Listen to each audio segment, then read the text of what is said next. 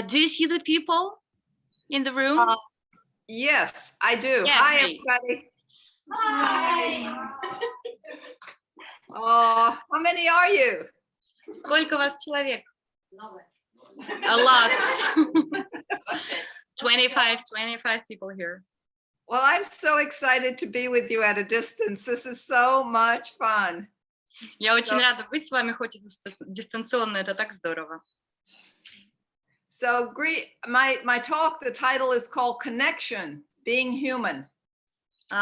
И то, о чем я буду сегодня говорить, мой доклад называется «Связь, быть человеком».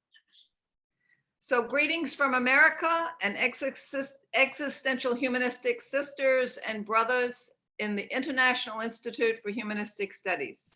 Я приветствую вас из Америки, вас, братьев и сестер, от лица Международного института гуманистических исследований. There are close to 400 diverse individuals I've trained since 2000. И с 2000 года у нас прошло обучение уже более 400 человек. I've led trainings in this model in California, Arizona, Colorado, Canada, England, Mexico, and Russia. И я проводила обучение этому подходу и тренинги в Калифорнии, Аризоне, Колорадо, Канаде, Англии, Мексике и России. We try our best, since we are non-profit, to give scholarships to minorities. И поскольку мы являемся некоммерческой организацией, мы делали все, что в наших силах, чтобы предоставлять бесплатное обучение представителям меньшинств. Our goal is to thoroughly train people in this model, existential humanism. И наша цель – это очень тщательная подготовка специалистов по экзистенциальному гуманизму. So we, as clinicians, whom Marcia has trained you, are an international family. И мы, терапевты, те из вас, которых обучала Маша, мы являемся такой международной семьей. This family is supported by experience. Членов этой семьи поддерживает опыт, имеющийся у них. The words are the last thing that happen in this model. The experience is first. И слова по степени важности в этой модели стоят на последнем месте, а на первом месте стоит опыт. We're gathered today by my dear colleague and former student Marcia, who truly lives the meaning of existential humanism. И сегодня эту встречу мы организовали вместе с моей коллегой и подругой Машей, которая действительно на своем личном опыте проживает экзистенциальный гуманизм. I'd like to take this moment to acknowledge and thank her from my heart, all of her work, dedication, sincerity in living our work. И я хочу сейчас воспользоваться этой возможностью и от всего сердца поблагодарить ее за ту работу, которую она делает, и за то, сколько души она в нее вкладывает. That is the connection. So now let's turn to history, where we find connection in being human with sincerity and simplicity. И давайте теперь обратимся к истории, попробуем найти вот эту связь, что же означает быть человеком, обратимся к искренности и простоте. Abraham Lincoln, the president of the United States during the Civil War. Abraham, it's better that you take whole sentences, because we have different grammar. Okay. Attended the New York Avenue Presbyterian Church in Washington, D.C., and all the stories written about him at church supported the man's humility. Абрахам Линкольн, президент Соединенных Штатов Америки, во время гражданской войны посетил пресвитерианскую церковь на Нью-Йорк-авеню в Вашингтоне, и об этом посещении написано очень много рассказов и историй, и все они говорят о том, насколько скромным человеком он был. Because Mr. Lincoln had such long, gangly legs, he was forced to sit at the end of his pew sidewise with his legs partly on the aisle. А у мистера Линкольна были необычайно длинные ноги, поэтому, когда он приходил в церковь, он не мог сидеть так, как все сидят. Он всегда садился на скамейку с краю, так что боком, чтобы ноги в проход были. One Sunday, as the service began, a forlorn, bedraggled-looking man came wandering down the center aisle looking for a seat. И вот в одно воскресное утро, когда должна была уже скоро начаться служба, очень такого неопрятного вида мужчина зашел в церковь, пошел по центральному проходу в поисках свободного места. The president noticed him, instantly outshot a long arm, and the president whispered to the man, "Come right in beside me, brother. There's plenty of room." Президент сразу же его заметил и сразу же протянул в проход свою длинную ногу, длинную руку, извините, остановил его и прошептал: «Садитесь сюда, брат мой, здесь очень много места». This is what we're doing in existential humanism, extending our arm to another. Вот именно это мы и делаем в экзистенциальном гуманизме, мы протягиваем руку другому человеку. I'm wondering how each of us can invite the forlorn man to sit beside us, to tuck our friends in with a warm blanket, to reach out to the person next to you with a kind and gentle look, a touch to make space for another.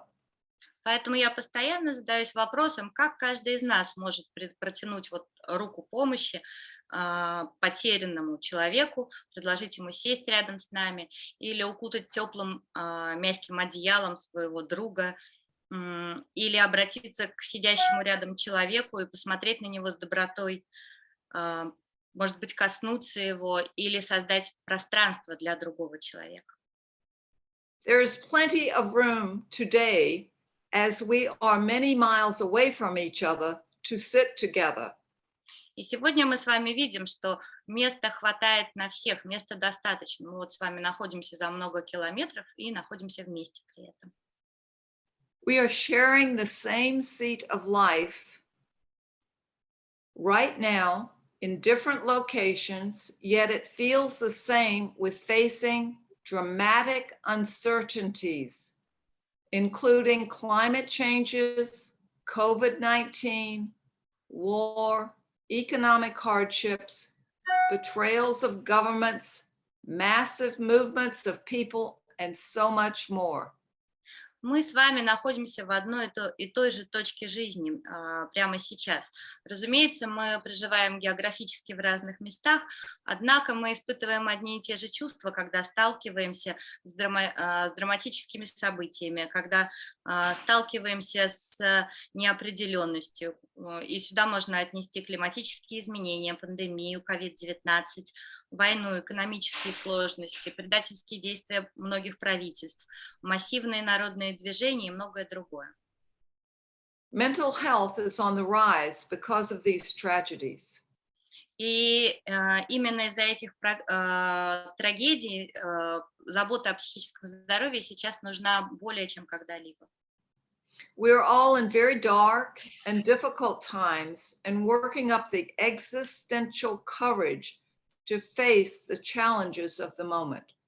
Мы сейчас все проживаем очень темные и тяжелые времена, и поэтому нам требуется много экзистенциальной смелости для того, чтобы встретить те непростые задачи и вызовы, которые это время нам предлагает. Even in isolation and in a socially distanced world, we are here today in this moment with hope of connection. Несмотря на то, что мы находимся многие в условиях изоляции, социальных дистанций, мир теперь выглядит так, но мы все равно надеемся на то, что контакт и связь могут случаться. Other people help to center us, empower us, and inspire us to go with the darkness. Другой человек может помочь нам центрироваться, может придать нам сил и может дать нам необходимое вдохновение для того, чтобы продолжать идти дальше в такие времена. Persistence in the face of potential despair is what we are doing right now. Persisting in existing, in becoming more than we imagined, more grateful for our lives, for our potential, we could not imagine without connection with others and the belief we are all in this together, coming home together. Стойкость перед лицом потенциальной возможности впасть в отчаяние, вот именно этим мы сейчас занимаемся. Мы становимся стойкими в экзистенции, в существовании. Мы становимся куда большим, чем мы даже могли себе представить. Мы ощущаем больше благодарности за то, что у нас есть жизнь, потому что тот потенциал, которым мы обладаем, его невозможно себе даже представить без связи с другими и без веры в то, что мы во всем этом находимся вместе и проживаем это вместе в одном доме. What and where is home to an existential humanist? Где же находится дом экзистенциального гуманиста и как он выглядит? I will answer this question by saying in the lived experience of living, not the words of theory, but the lived experience. Я постараюсь ответить на этот вопрос с помощью разговора о живом опыте, об опыте жизни, а не теоретическими словами, то есть непосредственным прожитым опытом. This is how you recognize an existential humanist such as Abraham Lincoln. Вот так, именно по этому признаку можно узнать, находится ли перед вами экзистенциальный гуманист, как в том примере с Абрахамом Линкольном, который я вам приводила. I've heard many people use existential words now as being existential in these times is popular. Я много раз слышала и слышу, как люди используют слово экзистенциальный, потому что в наше время это слово стало популярным.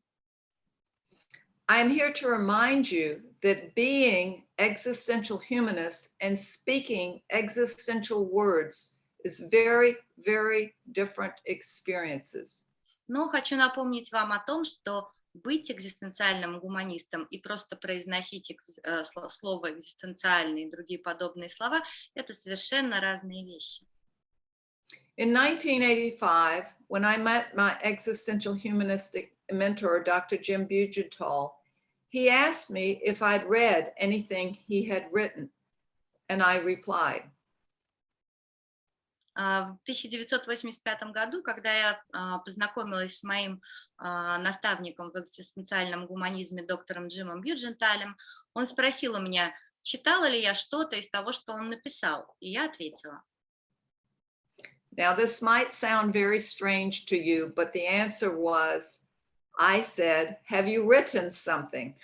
И, наверное, это для вас прозвучит очень странно, но я ему ответила, а вы что-то написали?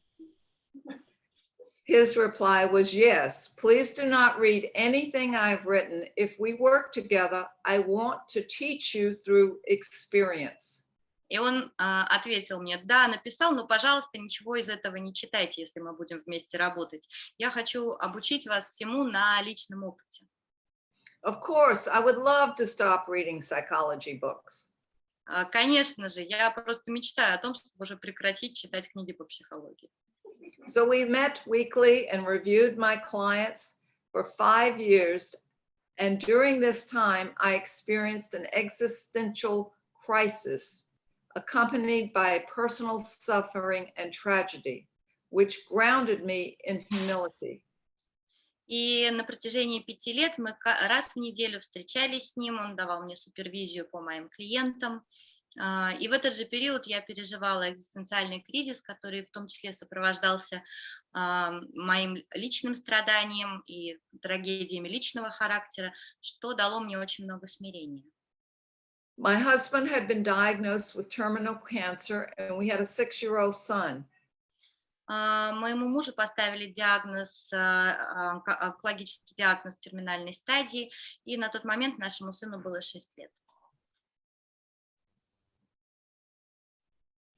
He did survive, but there were much deeper teachings through this experience.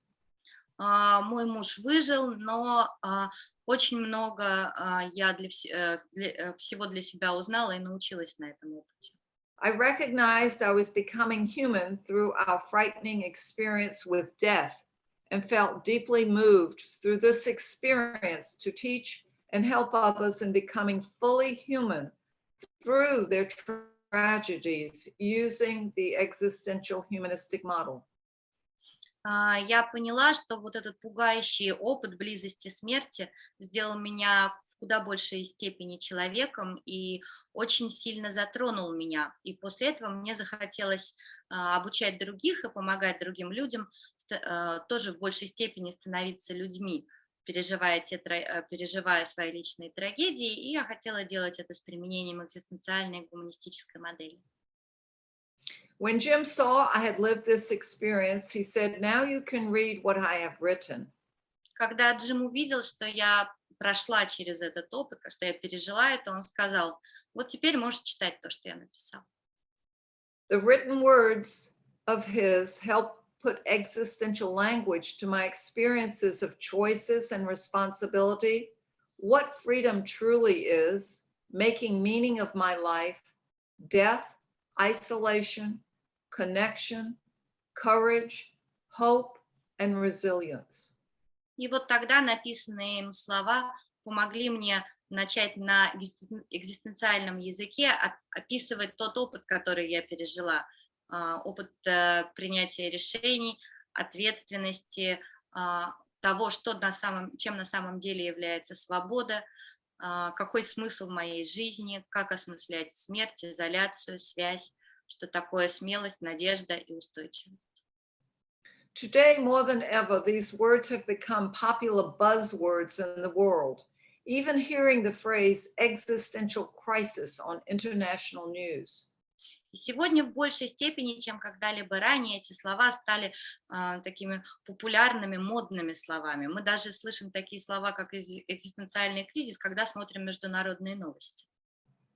The world is in an existential crisis, turning many people to existential humanistic psychology.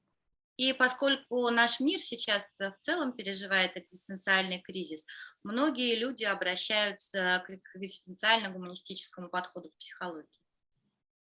What does this turning the minds of many people mean to each of us who have experience and training in this way of being in the world, personally and professionally? Что же означает такой поворот сознания большого количества людей для каждого из нас?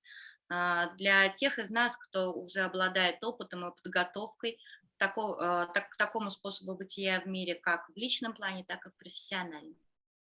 Are we grateful, cautious, confused, humbled? Испытываем ли мы благодарность, настороженность, растерянность или смирение? Perhaps a little of each and more. Наверное, все это вместе и немножко по отдельности. Of course, we are all cautious as we hear the words freedom and responsibility tossed around like a salad without the gut experience of the words. Конечно же, мы настороженно относимся к тому, когда слышим, как люди кидаются словами «свобода» и «ответственность», даже не понимая, какое значение стоит за этими словами. But salads, as life, can be delicious and shared with joy if made with love and care, with the awareness of the facts of life. Иногда они раскидываются этими словами так, что это напоминает винегрет. Но винегрет, как и жизнь, может быть очень вкусным, если мы будем если мы будем готовить его с любовью и с заботой, и при этом осознавать то, что происходит в жизни. I am sure with all we face today, we are awakened to the facts of life. Now I'd like to share a poem by the title, The Facts of Life, by an Irish poet, by Pedring Toma. Я уверена, что все мы сегодня осознаем, и мы все пробуждены к фактам жизни. Поэтому я хотела бы поделиться с вами стихотворением экзистенциального ирландского поэта Падрега Тема, которое называется «Факты жизни». That you were born and you will die, that you will sometimes love enough and sometimes not. Ты родился, и ты умрешь. Иногда ты будешь любить достаточно, а иногда нет. That you will lie, if only to yourself, that you will get tired. Что ты будешь лгать, пусть иногда и только самому себе, что ты устанешь. That you will learn most from the situations you do not choose. Что наибольшему тебя научат те ситуации, которых ты не выбирал. That there will be some things that move you more than you can say. Что будут вещи, которые тронут тебя так глубоко, что ты не сможешь облечь это в слова. That you will live, that you must be loved.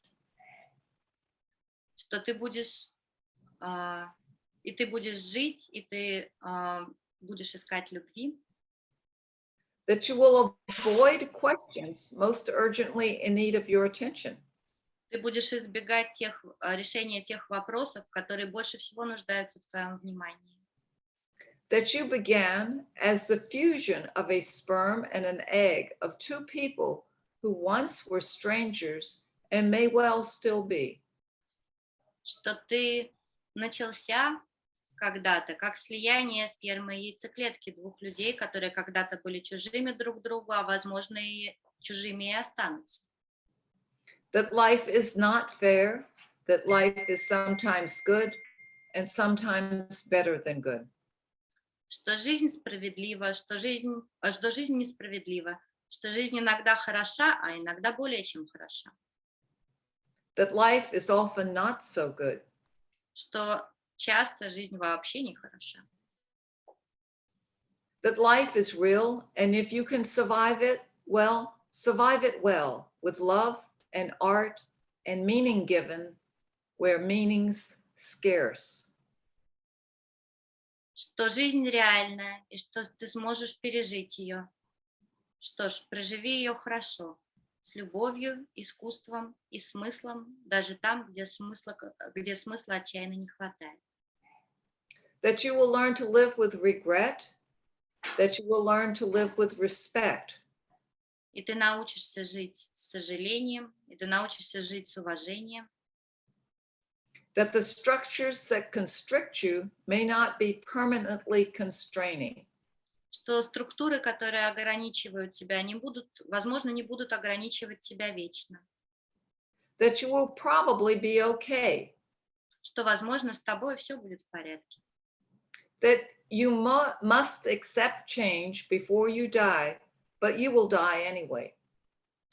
Что ты должен принять перемены до смерти, но ты умрешь все равно. So you might as well live, and you might as well love. You might as well love. You might as well love. Поэтому почему бы тебе просто не жить? Почему бы тебе просто не любить? Просто не любить. Просто не любить. In psychotherapy, we are in a human relationship fraught with all that is unimaginable. В психотерапии мы вступаем в отношения с другим человеком, и эту глубину даже невозможно себе представить. One of the darkest sides of our work is a client considering and trying suicide. Одна из самых темных сторон нашей работы – это когда у клиента начинают появляться суицидальные мысли, или же он совершает попытку самоубийства. One of my trainees, a tenured therapist, reported the following after attending the trainings.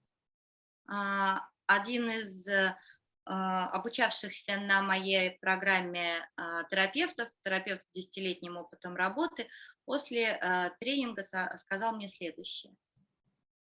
I sat with a client who had experienced severe childhood traumas. У меня была сессия с клиенткой, которая пережила тяжелые травмы в детстве. I knew I could not offer her any reason not to kill herself that she had not heard before. So I simply said, your life is yours, and I know you want the right to end your pain. Я знал, что мне нечего ей предложить. Я не мог рассказать ей ни об одной причине не убивать себя, о которой бы она раньше не слышала. Поэтому я просто сказал, ваша жизнь принадлежит вам, и я знаю, что вы хотите иметь право положить конец этой боли. She said, Finally, someone understands. I don't want to die. I'm just tired of living. И она сказала: наконец-то кто-то меня понял. Я не хочу умирать, я просто очень устала жить. Death anxiety for each of us, whether a client or therapist, is an essential part of what I focus on in the trainings in psychotherapy.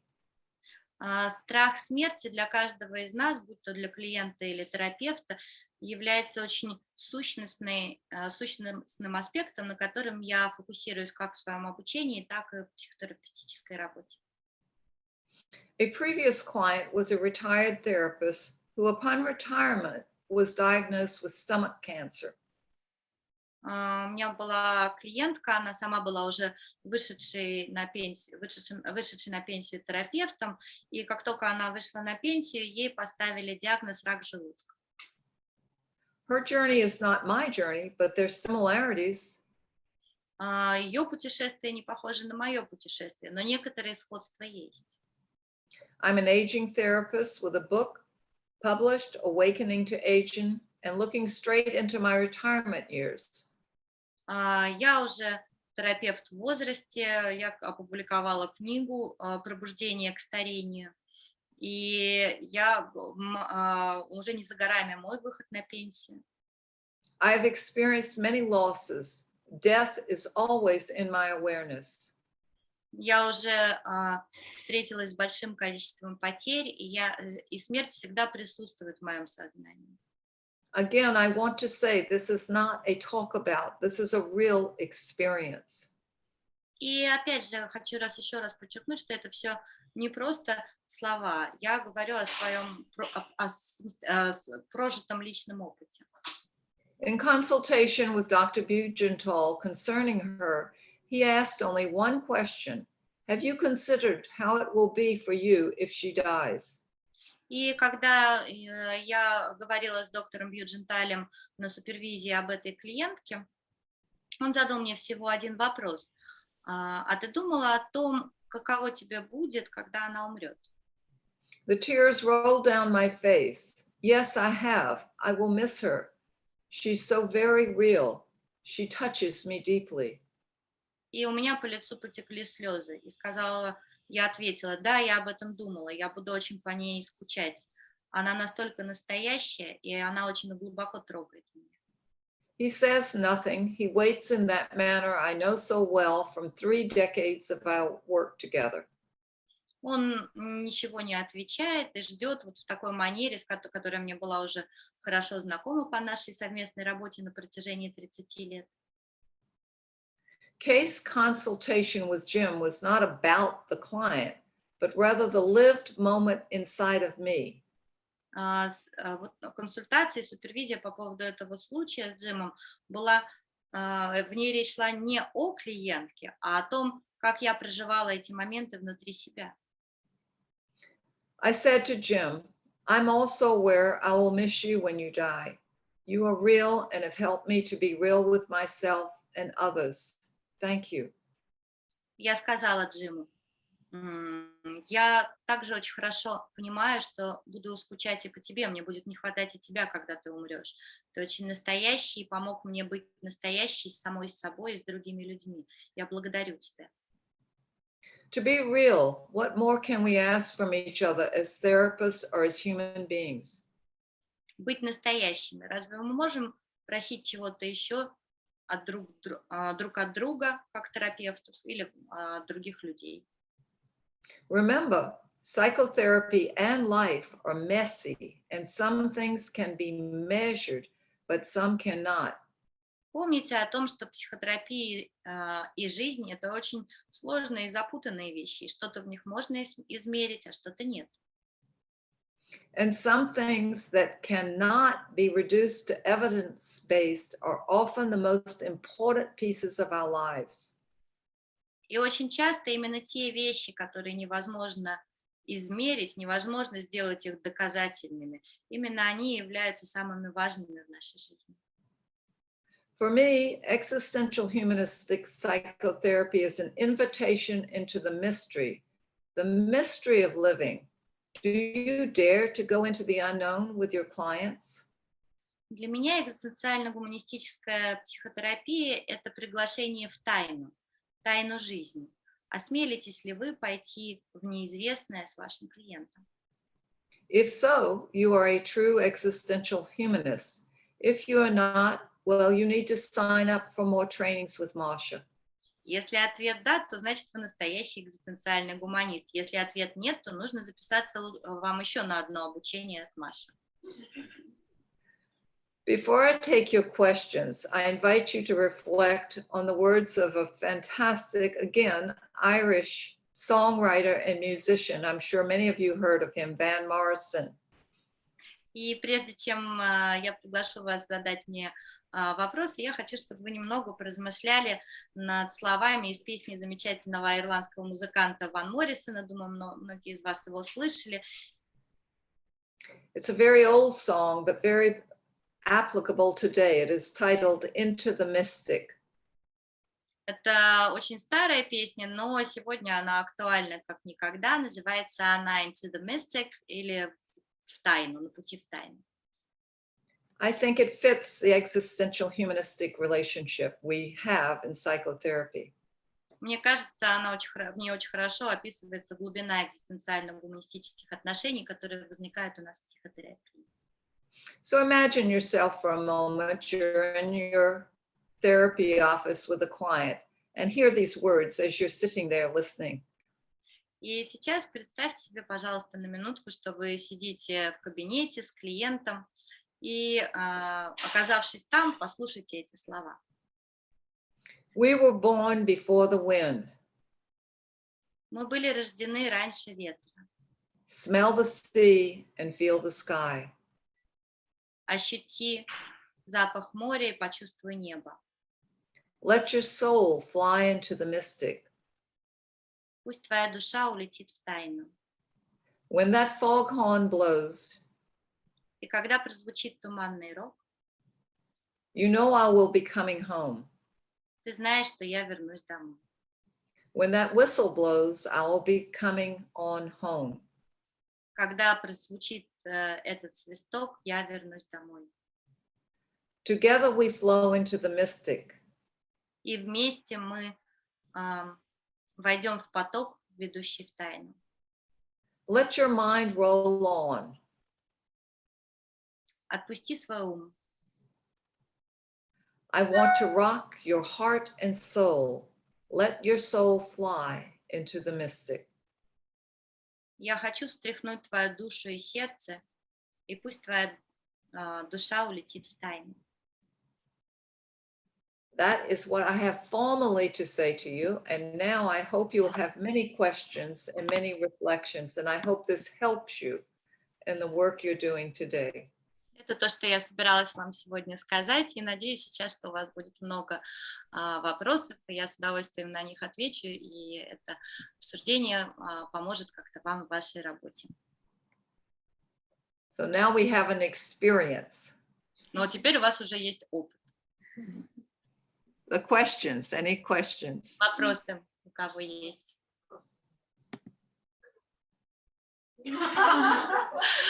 The first question is how your legs are doing. Oh, you're so sweet. Вы такие милые. You know, the story is I missed a step. На самом деле я просто на лестнице ступеньку пропустила, споткнулась. It just becomes such an incredible experience. The step I knew thousands of times, right? Это был совершенно невероятный опыт, потому что я по этой лестнице 1000 раз ходила. I was not rushing. Я не спешила при этом. I was not drinking. Не пила до этого ничего. I was walking normally. Просто шла, как обычно. And I missed a step.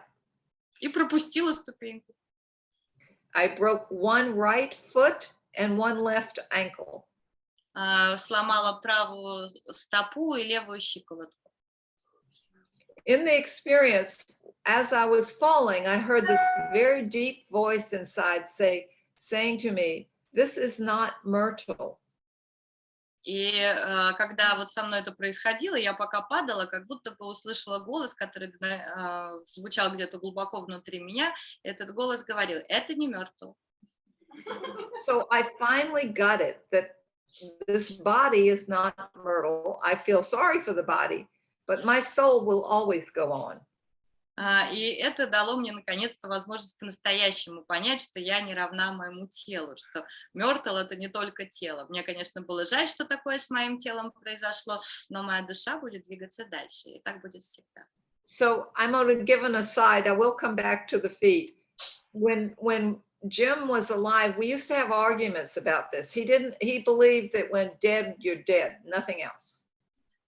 Ну, тем не менее, прогноз хороший, я буду ходить, но вот хочу еще сказать, что мы с Джимом очень часто спорили о том, есть ли что-то после смерти, потому что он говорил, что умерла, так умерла. So I made a deal with him. I said, listen, if you go first, I want you to send me a signal that I was right. И мы с ним заключили сделку. Я говорю: вот если ты умрешь раньше меня, ты мне, пожалуйста, пошли сигнал, что я была права. So he did go first, and I was sitting in my therapy office one day. И вот он умер, действительно умер раньше меня, и я сижу у себя в кабинете как-то раз. And this poster I had on the wall for years, it said, individual responsibility, universal connection, fell on the floor. И тут постер, который у меня в кабинете уже много лет висит, а на постере надпись: индивидуальная ответственность, универсальная связь или вселенская связь. И тут этот постер вдруг падает. So I said, is that you, Jim? Я говорю: Джим, это ты? And then I thought, probably not. Then I walked to my mailbox to get the mail. А потом подумала: ну, наверное, нет, не он. И пошла забирать почту из почтового ящика. Now you must remember, Jim really had a very good sense of humor, and so do I. И тут нужно помнить, что у Джима было потрясающее чувство юмора, и у меня тоже хорошее. So in the mailbox, I opened this letter from a funeral home, a local funeral home. И я открываю почтовый ящик, обнаруживаю там письмо из похоронного бюро, ну, местного. And in the letter it said, today only, you 50% discount if you pay now for your cremation. И там написано: только сегодня уникальная акция. Если оплатите свою кремацию сегодня, то получите 50% скидку. So I immediately called Elizabeth, Jim's wife, and I said, do you think this is Jim? Я сразу же позвонила Элизабет, жене Джима, и сказала: как ты думаешь, это он? And she said, of course, that's Jim. He's so cheap. You would tell you to buy cremation now. Она говорит: ну, конечно, это он, ну, кто же еще? Он такой экономный всегда был, поэтому я, конечно, решил тебе про кремацию-то подсказать за 50%. I really, that story means so much to me. And Я now очень люблю эту историю, она очень много для меня значит. So I have met wonderful people in the hospital that repaired my feet. The surgeon is totally Asperger's, has no human relationship, never ever looks me in the eye, but he's the best surgeon there is. And I knew he was being fake, being so cold and distant to me. I knew he had a heart. So I gave him a book of poems by Mary Oliver. If you don't know her, you should look her up. She's great. И я пока лечилась, очень много встречала разного медицинского персонала, все были очень милые, все прекрасно ко мне относились, а еще у меня очень хороший хирург, как бы лучший хирург, но он совершенно такой, ну, видимо, у него Асбергер или что-то такое, и я все на него смотрела и думала: ну, не может быть у человека такое ледяное сердце, он наверняка притворяется. И вот я ему подарила книгу стихов Мэри Оливер. Мэри Оливер — прекрасная поэтесса, если не читали ее стихи, обязательно почитайте. And last week when I saw him, he said, you know, I read one of the poems and it's my favorite. I said, oh, really? Which one? И вот на прошлой неделе мы с ним виделись, он мне говорит, знаете, прочитал пару стихотворений из вашей книги, вот там одно есть прям мое любимое. Я у него спрашиваю, какое ваше любимое? It's about the blind cat that's buried, that the person goes out and buries the blind cat in their backyard and returns the cat to nature where it came from. Это стихотворение о человеке, у которого умерла слепая кошка, и он хоронит ее на заднем дворе после смерти, чтобы она могла вернуться в природу, из которой она пришла. That was the only time he looked at me with connection and love. И вот в этот момент он мне сказал это, и впервые вообще посмотрел на меня с любовью, я ощутила с ним такую связь. Otherwise, he talks about my bones and he says, you're getting better, slowly, but you're getting better. А так он просто только про кости мои говорит и говорит, вы уже выздоравливаете, медленно, но выздоравливаете. So I'm getting better. I will be in rehab for probably till September. Так что да, я поправляюсь, я буду в реабилитационном центре, наверное, еще до сентября. And I cannot put weight on my feet for probably another 2 to 3 weeks. И после этого еще 2-3 недели нагрузку на ноги давать нельзя.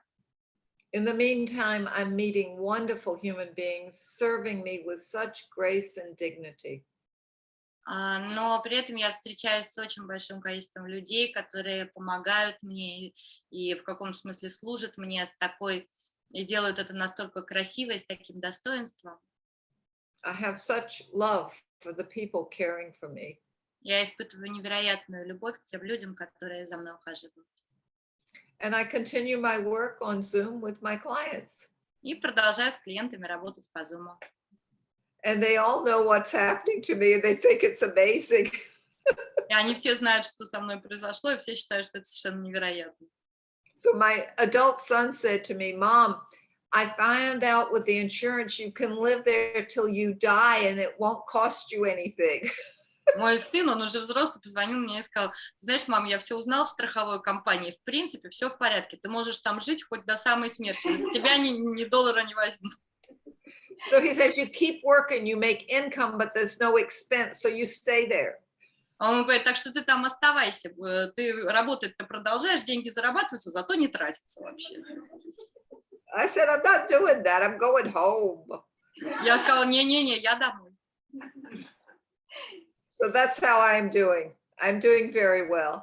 Так что вот так у меня дела, отличные у меня. Thank you for the question. Спасибо, что поинтересовались. Jim comes to us every New Year's Eve because we are doing those like, you know, spiritual meetings where they like fortune telling and so on. Oh, wonderful. And Masha, every New Year sends me an email. Every New Year. She's so loyal and wonderful. I appreciate it so much. I cannot thank you and tell all of you what really a wonderful, true human being Masha is. She stands behind you. Always she's got your back. I have felt that way for her with me, even through my tragedy with my feet. She's just been amazing. И Маша меня всегда обязательно поздравляет с Новым годом. И вообще я хочу еще раз сказать, какой она замечательный человек. Она все время рядом. Это вот такие люди, которые обладают невероятной способностью к преданности. Я всегда знала, что она всегда может прикрыть мне спину, всегда будет рядом. И вот когда случилась эта трагедия с моими ногами, все подтвердилось. Она опять была рядом. I want to add, do not worry about people who think they're existentialists. Еще хочу вам вот что сказать. Вы не беспокойтесь насчет тех людей, которые считают себя экзистенциалистами. Jim used to say, don't worry about the cognitive behaviorists. Джим говорил, на КПТшников тоже не обращайте внимания. What will happen is that people will go to them for therapy. Потому что обычно дело происходит так. Люди идут к ним на терапию. The therapy will be disappointing. Разочаровываются. And it will increase your therapy load. They will come to you. И у вас просто будет больше клиентов, потому что после этого они все равно пойдут к вам. So be grateful for those people who are not the true people. Поэтому всегда нужно очень быть благодарными теми людьми, которые ну, как бы не совсем настоящие. It will increase your business eventually. Это и для вашего бизнеса в результате тоже будет хорошо.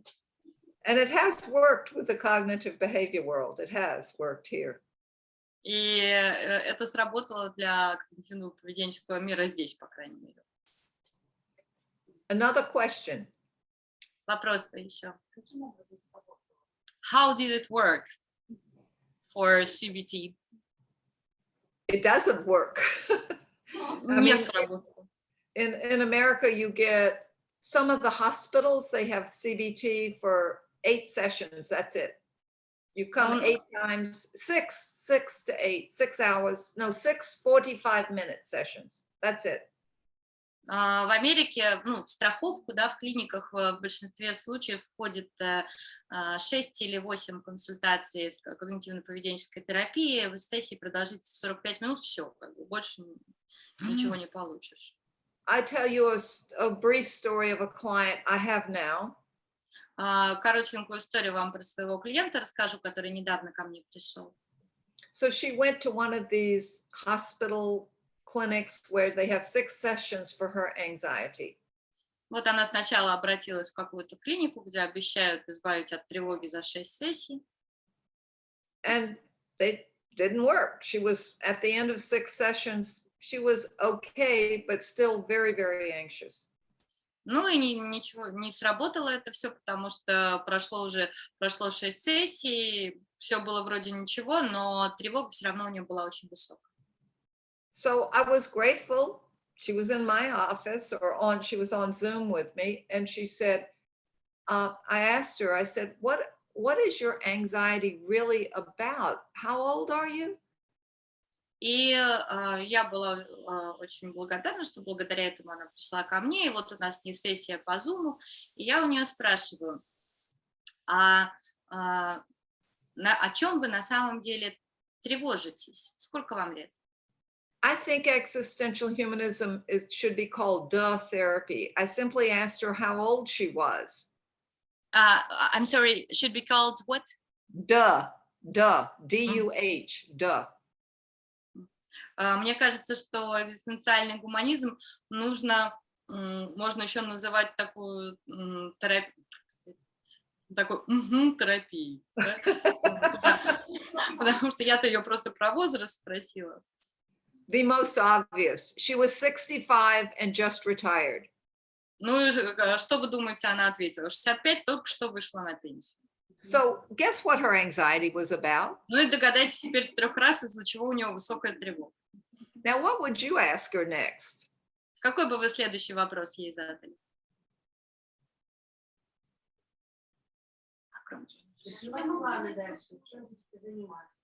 What are your plans? What are you planning to do next? Еще какие-то варианты были?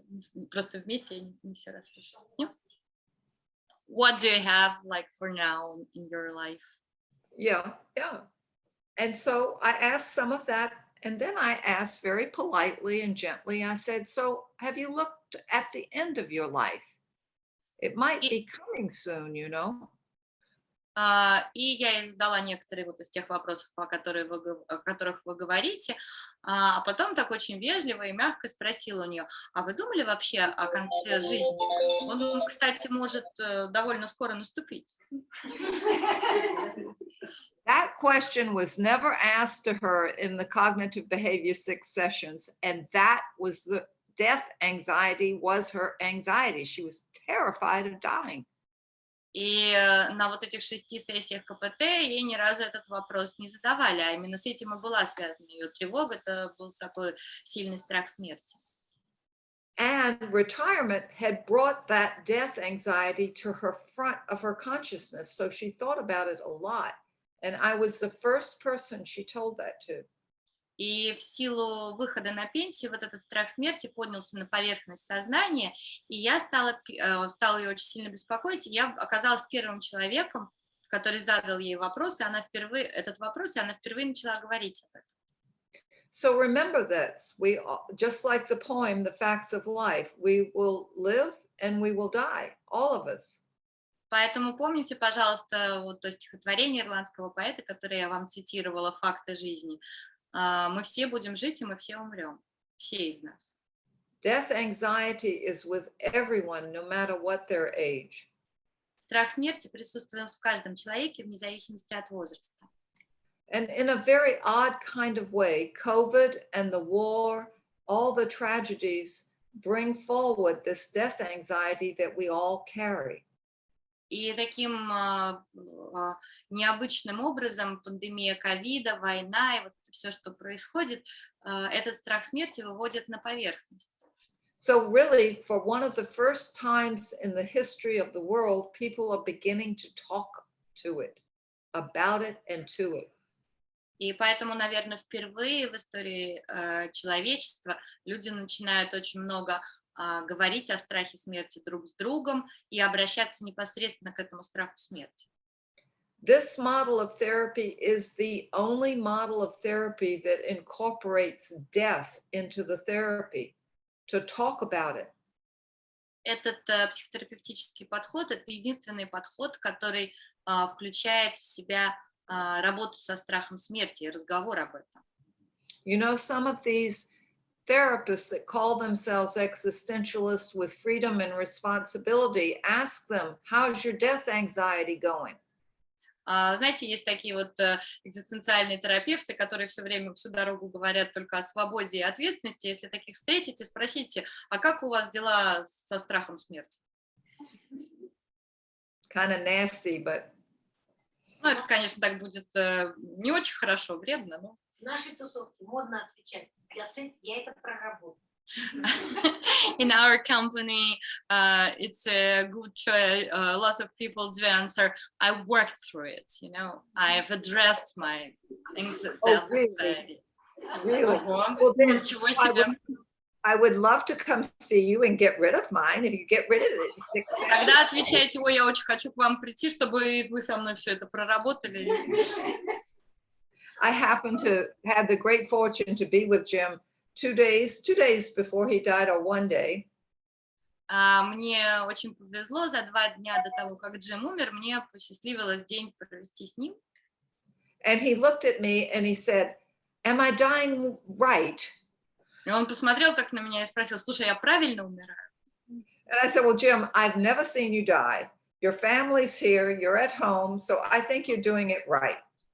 Я говорю, ну, знаешь, Джим, я раньше просто тебя умирающим ничего не видела до этого, но ты дома, твоя семья рядом с тобой, мне кажется, что ты все делаешь правильно. So I bring that to the front because you will always have questions, and that's good to have questions, not answers, but questions. И я так прямо об этом говорю и много, потому что вам нужно знать, как задавать вопросы об этом. У вас не может появиться готовых ответов на эти вопросы, но нужно знать, какие вопросы задавать. I run away from those who have answers and move toward those who have questions. Я в свое время убежала от тех, у кого было много ответов, и пришла к тем, у кого были правильные вопросы. We have one more question in the audience. Что может экзистенциальный подход предложить в работе с людьми, которые изначально проживут меньше, чем все остальные люди? Смысл жизни короткоживущих людей, у них перестимуляция. What can we offer in the existential approach to the clients that do not have a long time to live, that are, you know, whose life is should be much less than average people, because they think about death a lot and they are sort of overstimulated with those thoughts around the issue. Right. So I would refer back, I would actually read them the 2 things I gave you today, Van Morrison's Into the Mystic. I would read something to them, a song that has mystical experience to it. When I work with people, and my volunteer work is with hospice, so I've worked with a lot of dying people in my career, and I'm very comfortable working with it. I feel honored. And I tell them that I'm honored. Let's explore this together. What do you think is going to happen when you die? What are your beliefs in afterlife, or is there no afterlife? Have you thought about your wishes for the people you're leaving behind? There's something called an emotional will. In my book, The Awakening to Aging, there's a chapter on teaching your clients to write an emotional will. So that's leaving the emotions, the good parts of your emotional self to your children, to your friends. So sometimes with those people who are dying, they do that in my office, which is wonderful. It's not a physical will. It's not leaving your house to somebody or your clothes or your scarf. You're leaving your love and your compassion, your kindness, and you wish that for your people that you're leaving behind. And there are a lot of tears I share with people that are dying. The woman that had stomach cancer, we cried together. I got attached to her. She got attached to me, but that's a human condition and it helps you to grow. I would focus on the spiritual dimension and also who and what they are leaving. Myrtle, we need to translate. Yeah, it's okay. It's okay. Вообще у меня очень большой опыт был работы в хосписе, я очень много работала непосредственно с умирающими, я считаю, что мне очень с этим повезло, потому что это для меня был большой подарок, такая работа. Я и сейчас очень много в терапии с умирающими пациентами работаю, и мне в этом очень, очень комфортно, и я ставлю перед ними вопрос следующим образом. Давайте поисследуем то, что вам предстоит, давайте посмотрим, как это для вас будет, какие у вас есть представления об этом. И очень часто я предлагаю начать смотреть на то, что они будут оставлять, да, какие у них есть важные люди в их жизни, что для них важно. И в частности предлагаем как практику написать так называемое эмоциональное завещание. Об этом я пишу в одной из глав моей книги, о которой я сегодня уже говорила. Эмоциональное завещание – это не как обычное завещание, где вы завещаете там, дом, имущество и так далее, а это завещание о том, какие эмоции вы бы хотели кому из своих близких людей передать, что бы вы хотели оставить эмоционально своим друзьям, своим детям, любовь, сочувствие, сострадание и так далее. Также в терапии с этими людьми я всегда стараюсь использовать какие-то элементы искусства. Вот, например, сегодня я читала вам и стихотворение, и песню, это тоже можно какие-то подобные материалы использовать, потому что очень важно с такими пациентами говорить о духовном измерении смерти, о этом мистическом измерении смерти. И также очень важно разделять с ними слезы и плакать вместе с этими клиентками. У меня была клиентка с раком желудка, мы очень много плакали с ней вместе, потому что у нас возникла в ходе терапии сильная привязанность друг к другу. Это было очень естественно, что мы испытывали боль при мысли о грядущем расставании. Поэтому, наверное, один из главных советов – это обращение к духовному измерению. Можно я уточню? Wow. I apologize for going on and on. I forgot. No worries, I have a pen, no worries. Yeah, it's wonderful. Нет ситуации хосписа уже умирания, а вот человек рождается, ему ставят диагноз продолжительность жизни 25 лет. Но он должен их прожить, он должен находить смыслы, которые не сможет реализовать такие, как других людей. Именно про жизнь, а не про умирание. What if we're not talking about this dying experiences or close to dying experience, but let's say a situation is like that a person is born with some deficit or some illness, and that they know from the very beginning that they will not have much to live, like let's say 25 years. Yes, there is a death, pretty soon death will be in front of them, but still they have to live a life, and often it is hard for them. What would you advise in this case? Well, I think the existential humanistic model is perfect for those people. Мне кажется, что для этой категории клиентов экзистенциально-гуманистический подход идеально подходит. Oftentimes, Rollo May, Irvin Yalom, Jim Bugental would ask this question. Очень часто Ролло Мэй, Ирвин Ялом и Джим Бьюдженталь задавали пациентам такой вопрос. What if there was no death? What would you do? А если бы смерти вообще не было, что бы вы хотели, что бы вы делали? Oftentimes, when people are asked this question, they get frightened because the death helps them to make meaning and do something with their time here. Очень часто, когда людям впервые задают этот вопрос, он очень их пугает, потому что они начинают при этом, когда они слышат вопрос, им приходится начинать думать, как осмысленно начать проживать жизнь и что делать с тем временем, которое им отведено на этой земле. There are amazing stories of young children here in the San Francisco Bay Area who are working in this model, who do so much, and they know they're going to die, like at age 10 or 12, and they do so much. Unbelievable. У нас ходит потрясающая история о работе с детьми, которые живут в нашем регионе, недалеко от Сан-Франциско. Это дети в возрасте 10-12 лет, которые знают, что они очень скоро умрут, и они потрясающие совершенно вещи делают, просто удивительно. I'll tell you a personal story that happened to me recently. Расскажу вам личную историю из моей жизни, которая у меня недавно случилась. I told you my surgeon is unusual, right? Я вам уже сказала, что у меня такой специальный хирург. After he was leaving the room of my hospital before my first surgery, И когда он выходил из больницы перед моей первой операцией, he turned around and he said, "You know, you're lucky." он обернулся и сказал: знаешь, тебе повезло. And I said, "Oh, really? How come?" Я сказала: да, а чего, что, в чем это мне повезло-то? He said, "Well, you're not 20. If you were 20, you'd have to worry about your feet for 50 or 60 years."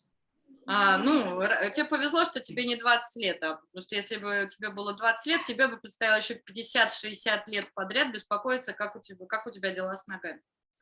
You don't have that many years left to worry about your feet. А тебе уже не так долго осталось, так что и беспокоиться о ногах уже недолго. And everybody in the room was horrified, but me. I said, "Well, that's a really weird joke." И все, кто присутствовал при этом, они все так в ужасе на него посмотрели, а я сказала: какая странная шуточка. He said, "I like weird jokes, but think about it. It's really true what I'm telling you. See you tomorrow." Он сказал: я вот люблю странные шуточки, но на самом деле подумай, я вообще-то дело говорю, увидимся завтра. So what has happened to me is probably what's happening to your clients that have been told, I've got limited amount of time left. And there's much more of an urgency to contribute, to do what I need to do when I'm here. И, возможно, опыт многих ваших клиентов будет похож на мой опыт, потому что в этот момент, когда я от него это услышала, я задумалась над тем, что у меня не так много лет жизни осталось, и от этого мне хочется прожить те годы, которые у меня остались, еще более активно, еще больше всего успеть сделать за это время. I'll tell you a very odd story from a client many, many years ago. Еще одну странную историю вам расскажу про клиента, который у меня был много-много лет назад. The couple was seeing me for therapy. Это даже была пара, они вместе ко мне ходили на терапию. Their little boy oftentimes would wait in the waiting room doing the homework. А их маленький сын обычно ждал у меня в приемной, пока они были у меня в кабинете, и делал там уроки. He was about 8 years old. Ему было около 8 лет. When the couple finished the therapy, they used the bathroom, and the little boy came running into my office. И вот у нас сессия закончилась, они пошли в туалет после сессии, а мальчик забежал ко мне в кабинет. And he said, "Oh, I've always wanted to see your office. This is a nice room." И он сказал: ой, всегда хотел посмотреть, как у вас в кабинете, какая хорошая комната. And he was barefoot and he had the most adorable feet. And I said, oh my goodness, your feet are so cute. Он был босиком, забежал босиком, а у него были очень милые ножки. Я ему сказала: у тебя такие милые ножки. The little boy sat down on the ground and started pulling on his foot. And he said, if I could give you my foot, I would. Мальчик сел на пол и стал дергать себя за ноги и сказал: если бы я мог, я бы вам одну отдал.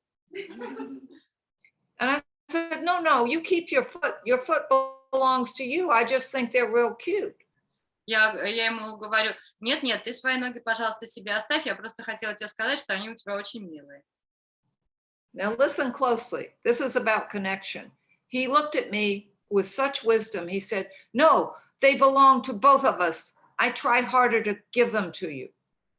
А вот сейчас слушайте внимательно, потому что это история присущей детям мудрости, о той связи, которую они ощущают с другими людьми, потому что он мне ответил: нет, эти ноги принадлежат не мне, они принадлежат нам обоим, поэтому давай я еще раз попробую, может быть, все-таки смогу с тобой поделиться. About this time, the parents came and got him. I never told the parents the story. They went home. Ну и примерно как раз в этот момент родители забрали его, я им рассказывать ничего не стала, они пошли домой. 1 week later, the little boy was at a birthday party, running gleefully in the backyard of a house. И через неделю у мальчика был день рождения, они устроили праздник на заднем дворе дома, он там бегал. A limb of a tree fell down, hit the little boy in the neck and killed him instantly. И рухнуло дерево внезапно, и ему переломило шею, и он умер прямо на месте. The father donated the little boy's organs, knowing nothing about the story that little boy told me. И отец его пожертвовал его органы в донорскую организацию, но и при этом отец ничего не знал об этой истории, которую мальчик мне рассказал, о нашем разговоре с мальчиком. Then I told the parents the story, and we were just amazed at something in that little boy knew, something much bigger than us. И вот уже после его смерти я родителям рассказала эту историю, когда они мне сказали, что они пожертвовали его органы на донорство. И мы были просто потрясены этим, потому что этот маленький мальчик знал что-то куда большее, куда более глубокое, чем мы. It was a mystery. It was very deeply sad. We did a lot of grief work, but I tell you, that story has stayed with me to this day. It's an old story. Это была совершенно загадочная такая мистическая история. Мы потом очень много с ними работали с гореванием, но скажу вам, эта история навсегда останется со мной, и я всегда буду хранить ее в сердце. I gift you the mystery of love, of life, and to love each other. It will be taken away very quickly, and we don't know when or why. Это такая история о том, как важно любить друг друга, испытывать связь друг с другом и быть готовым делиться, потому что никогда не знаешь, будет ли у тебя еще такая возможность. Be kind to yourself, be kind to everyone. Будьте добры по отношению к себе и ко всем другим.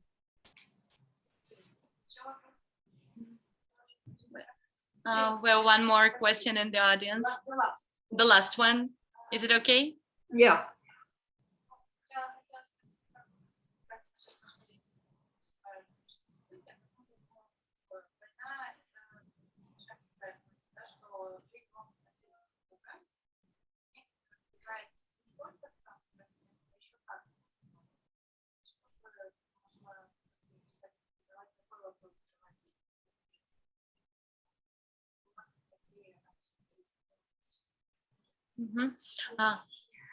The question is regarding the situation that the world is facing today. Now, in these times of war, lots of people are not only afraid to die or they experience death anxiety, but they are also very anxious about how their life would end. Would they be killed in war?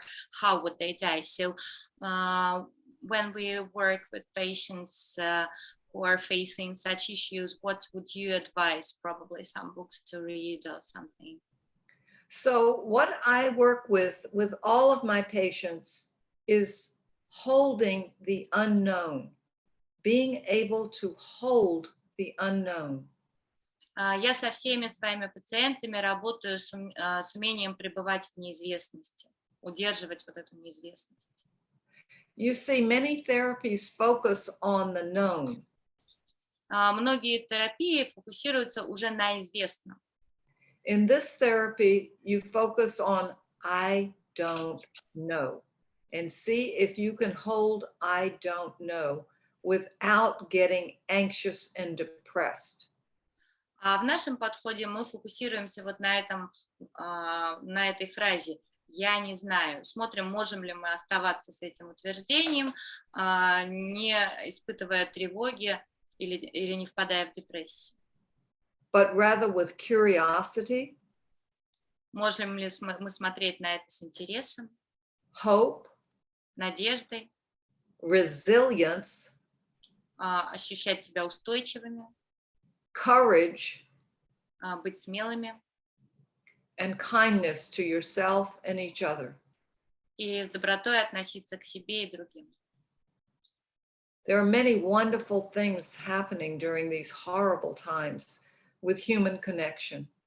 В эти ужасные времена происходит множество замечательных вещей благодаря именно вот этой человеческой связи.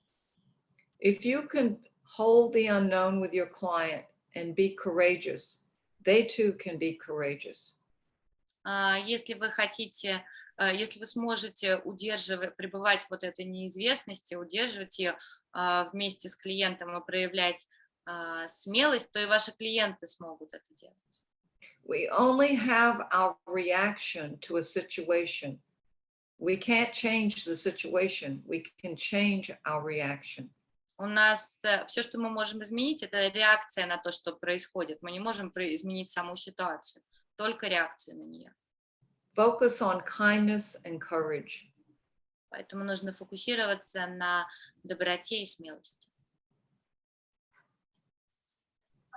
Thank you so much. Thank you very much.